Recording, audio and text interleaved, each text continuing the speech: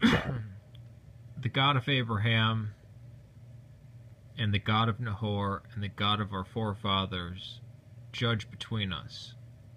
And Jacob swore by the reverence of his father Isaac.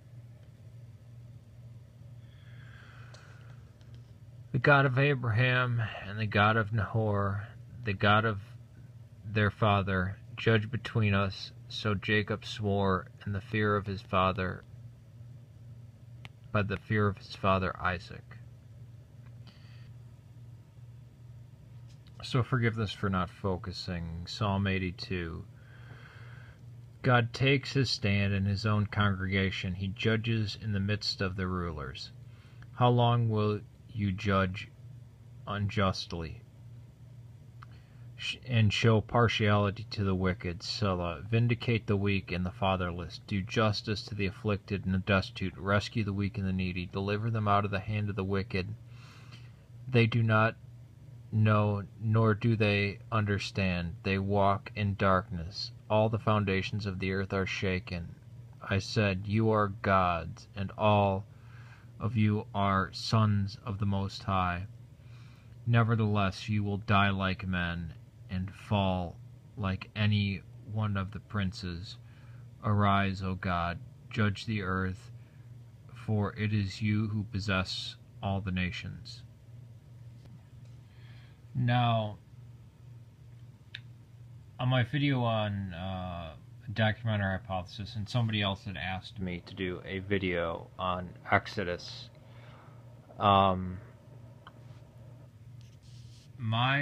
these, as everybody knows, or people who've watched my videos for a while, know that I believe that the J, E, D, and P,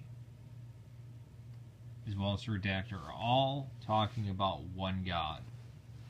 They have different views of that God. Like if you took Jehovah's Witness view, the Eastern Orthodox view, the Islamic view, although I would say that they worship Muhammad a lot more than they worship Allah, but whatever. And you took some type of monotheistic Hindu view or something and mashed them all together, they'd still be trying to refer to the one God, the one creator God, right? Or let's say you took Jew, a rabbinical Jewish talk about God, an Eastern Orthodox presentation of God, or talk about God, a Jehovah's Witness one, and then a Shia one. It's one God. But the name escapes me now. A loyal viewer said, no, the Bible really does talk about many gods. This is talking about, years ago I actually liked the idea, oh yeah, we are gods, like there's a piece of God in us. There's truth to that. But these are talking about the angels, the 72 angels that ruled over the nations.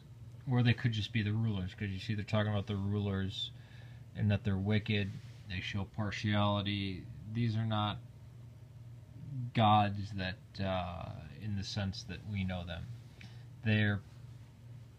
It could be interpreted as the archons, like the angels, or just wicked men, because in other places in the Bible, wicked men are referred to as gods. And I even looked up in Blue Letter Bible, and definition A was rulers or judges, definition B was divine ones, definition 2B was godlike one, and another one was angels. But yeah, I think it could go either way. You could refer to angels or rulers. As for Genesis 31:53, I read it before, and this is actually a passage that I've been copying and recopying and put it into a book that I'm putting together. God is the witness between me and you. Laban said to Jacob, behold, this heap, and Behold the pillar which I have set between you and me. This heap is a witness, and the pillar is a witness, and I will not pass the heap to you for harm, and you will not pass by this heap and this pillar to me for harm. The God of Abraham and the God of Nahor and the God of their father judge between us. It's the same God. I think it's clearly talking about the same God, the God of Abraham, Isaac, and Jacob. Like, it's the same God. It was the God of Abraham and Nahor, his God. That's the God we're talking about, and our God. It's all the same God, right?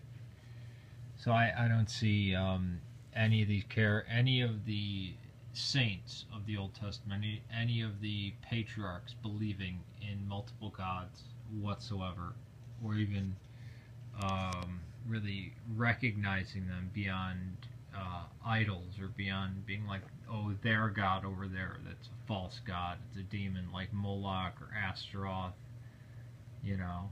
So that's my view.